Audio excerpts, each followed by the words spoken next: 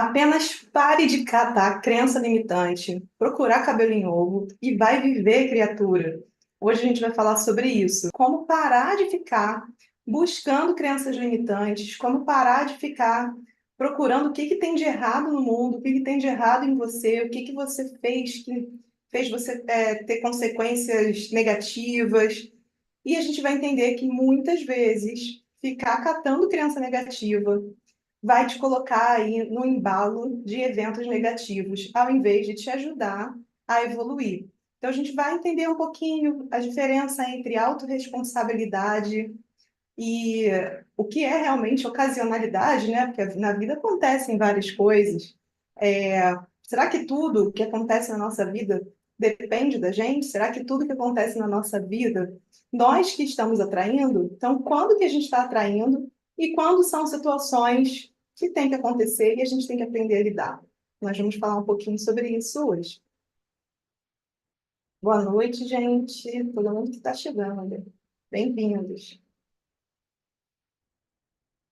Pronto.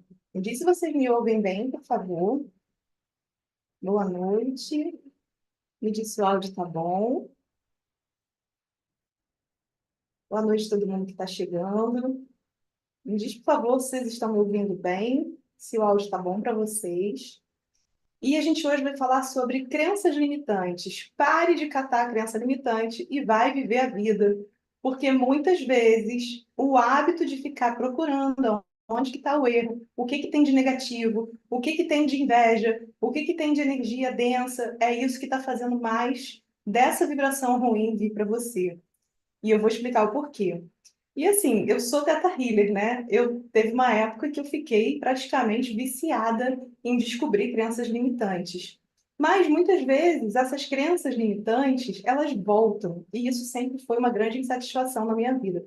Por que que será que volta, né? Então, atendendo muitas pessoas desde 2018 com técnicas de cura energética, com técnicas de leitura intuitiva, eu comecei a perceber que, na verdade, aquilo que a gente acha que é crença limitante, ela retorna quando a nossa personalidade se identifica com essa condição. Então, eu mudei todo o meu trabalho para a gente começar a entender um pouquinho sobre a construção das nossas dores originais, dos nossos desejos essenciais, que fazem com que a gente tenha uma personalidade. E aí, o que acontece é que muitas vezes nós nos apegamos à personalidade. Então, eu vou fazer uma retrospectiva rapidinha para vocês de tudo que eu vim falando nas lives anteriores, para quem não acompanhou. Mas eu falei que existe uma diferença entre humor, temperamento e personalidade. Né? Então, humor é um dia aconteceu uma coisa e você ficou de bom humor, um dia aconteceu uma outra coisa e você ficou de mau humor. Só que quando você vai repetindo muito situações em que você fica de mau humor ou fica de bom humor, você começa a se identificar com esse humor e isso se torna um temperamento. Ok, temperamento ele perdura por semanas, por meses, e aí as pessoas vão se identificando com isso, né? Vão falando, ah, fulano tem temperamento difícil, ou fulano tem temperamento fácil. E conforme isso vai perdurando, conforme a gente vai também se identificando com isso vira a nossa personalidade. Por isso que é muito difícil, por exemplo, tirar uma crença limitante de uma pessoa que teve a vida inteira na escassez, que teve uma vida inteira de pobreza, e falar para ela assim: ah, você agora libera tudo que tem de pobre na sua vida, todas as crenças de escassez, todas essas memórias negativas, todas as memórias de privação, e a partir de hoje você se abre para ser abundante. A pessoa que não sabe como é ser abundante, ela precisa construir um repertório novo. Então, recapitulando as lives anteriores, o que é esse repertório? Né? Quando você vai aprender a cantar uma música, você precisa saber a letra e o ritmo. Quando você vai viver alguma experiência, você precisa saber como é ser assim. Então, até que você se desprenda daquela personalidade que você criou, para criar uma nova personalidade mais abundante, mais feliz, mais livre, mais próspera, isso requer uma coisa muito importante, que foi descoberta pelo Dr. Bruce Lipton, que é um biólogo e que ele pesquisa profundamente a epigenética. O que a epigenética traz para a gente? Ela fala que nós não somos definidos pelo nosso DNA, pelos nossos genes. Nós somos seres que somos interferidos pelo meio, porque nós somos antenas. Nosso corpo físico, ele tem receptores para captar o ambiente e interpretar esse ambiente a partir da nossa sensibilidade. Então, a nossa sensibilidade vai ler o ambiente e vai reagir a ele. Por isso que é muito comum pessoas terem doenças hereditárias. O que essas doenças hereditárias trazem para a gente? Uma repetição de visão de mundo, de ambiente, de hábitos e de costumes. A gente muda o ambiente da pessoa, ela começa a entender que existe um mundo fora dali, que existe uma nova realidade. Se você consegue vislumbrar, compreender que tem uma nova realidade, você consegue, então, mudar a sua identidade para se tornar aquilo que você gostaria de ser. Ok, gente, fiz um resuminho de tudo que eu venho falando aqui. Quem não me conhece, eu sou a Mana Malta, eu sou terapeuta e designer regenerativa. Meu objetivo é sempre auxiliar vocês para que nós juntos possamos construir um mundo melhor, regenerado, equilibrado, eficiente, único e incrível, né? Eu acredito que todos nós temos o propósito de sermos felizes, ninguém precisa sofrer para cumprir sua missão. Então, eu venho sempre trazendo com muita clareza para a gente sobre coisas que são do mundo espiritual, do mundo vibracional, desmistificando muito daquilo que a gente vê como karma, como negatividade, entendendo o que faz a gente se apegar a isso.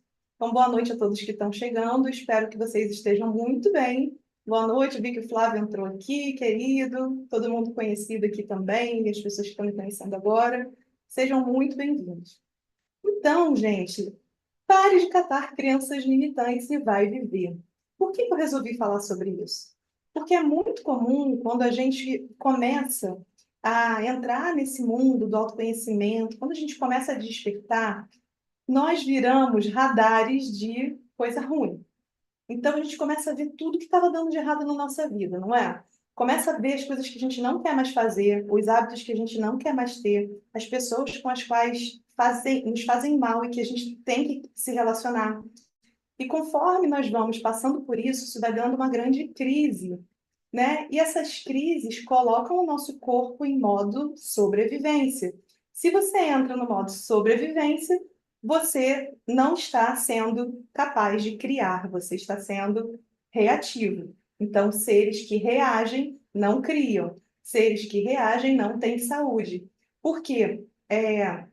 A energia no nosso corpo, ela pode vir através de carboidrato ou ela pode vir através de proteína.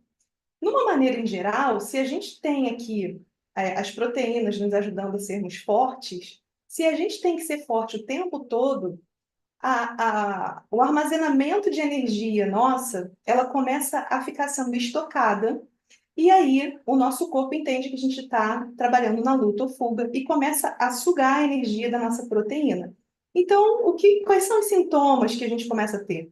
Fadiga crônica, engordar, inflamação. Eu sei porque eu falo para vocês que eu sou a rainha das ites, tá? Quando eu passei por todos esses processos, todas as ites que vocês imaginam, eu tive. Bronquite, rinite, sinusite, amidalite, todas essas coisas que são vinculadas a inflamações, elas estão mostrando que o nosso corpo está em desequilíbrio.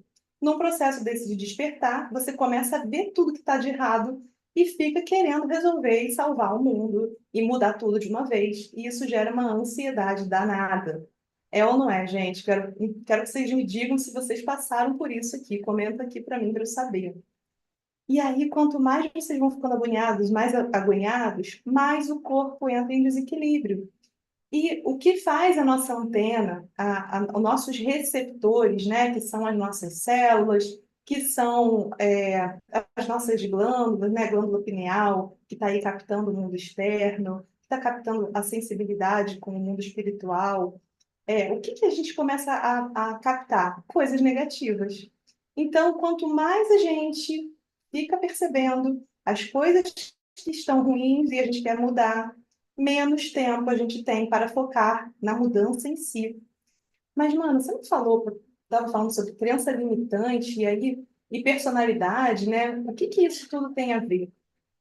Bom, gente, tem a ver que todas as vezes em que a gente está buscando aquilo que a gente fez errado, a gente entra na energia da culpa. Salva isso, que isso é muito importante. Se eu tivesse sabido isso antes, eu não tinha passado por tanto desafio.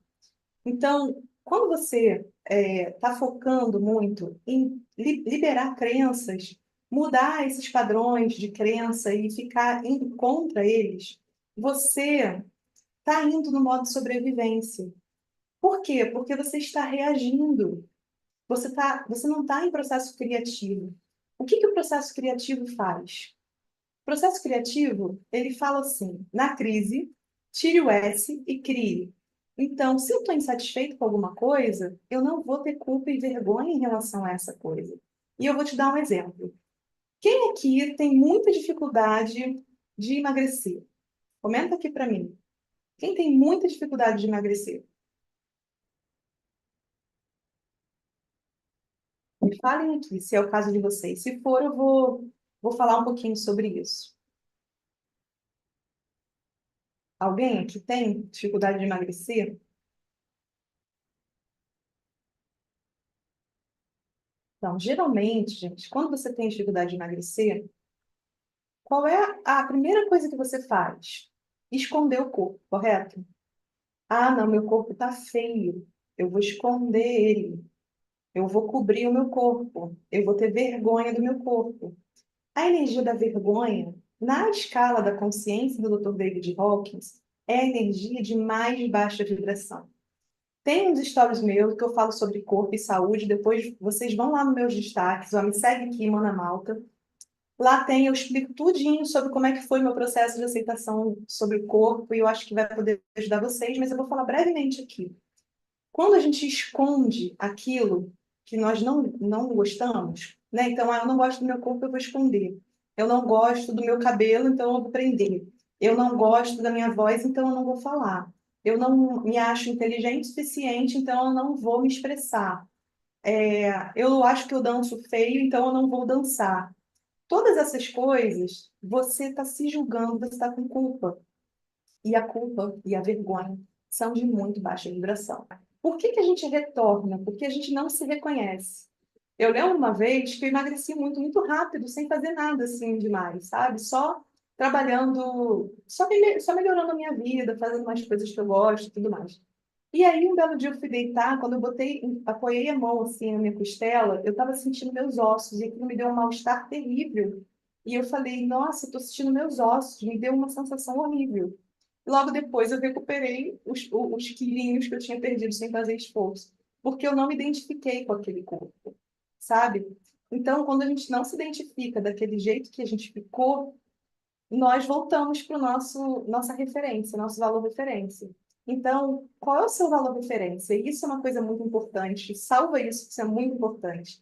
Qual o seu valor referência de dinheiro? Qual o seu valor referência de peso? Qual o seu valor referência de amizade? Qual o seu valor referência de comunicação? A gente tem que ressignificar os nossos valores de referência. Então, a minha referência em relação à minha saúde é ter uma saúde maravilhosa, é ter uma saúde próspera, é ter mobilidade, é ter alegria, é ter amor próprio ou não. Qual é a minha referência?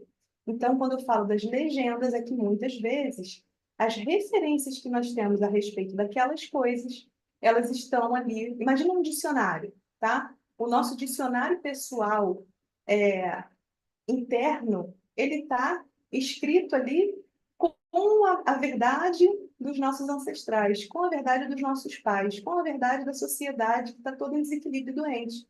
Então a gente precisa ter o quê? Um pouquinho de consciência para falar. Eu sou muito mais incrível do que isso. Eu mereço muito mais, eu posso muito mais. Isso aqui foi feito tudo errado até hoje, ok? Então agora o que eu quero é fazer do jeito que eu acredito, do jeito saudável, do jeito próspero, do jeito bonito. E como é que é a maneira mais fácil da gente fazer isso? Se juntar com pessoas que tenham o mesmo propósito.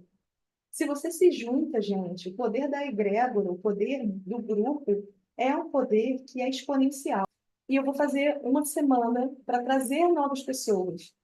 Eu quero sim, gente, eu quero pessoas que estejam dispostas a serem incríveis, sabe? Se você está naquela fase de, eu preciso curar meu coração partido, eu preciso tapar o sol com a peneira, eu preciso tirar uma crença limitante, eu preciso me proteger da inveja, não é comigo. Eu sei fazer isso tudo, mas isso é um paliativo, isso é um remedinho espiritual. O que eu quero mostrar para vocês é que quando você está numa ordem energética lá em cima, lá no alto, nada pega. Não pega inveja, estou igual o Padre Quevedo, né? Nada pega, coisa ruim não pega, porque você está em uma faixa vibratória diferente. Se você está aqui na faixa vibratória do apego, do medo, da vergonha, da culpa, da raiva, do ciúme, da inveja, você vai atrair mais coisas assim. Eu preciso ter uma equipe junto comigo, preciso ter gente que queira ser incrível, que queira ancorar aqui na Terra uma vibração muito elevada. Tá? Então, como é que a gente vai fazer? A gente vai identificar quais são as coisas que te movem, quais são as coisas que fazem você querer ser incrível, quais são as coisas que te dão um tesão de viver danado, qual é a sua missão aqui nessa Terra. E aí a gente vai criar condições, vai criar estrutura para que você consiga manifestar isso aqui na Terra, sabe? Então, meu objetivo é esse. Um beijo grande. Tchau, tchau.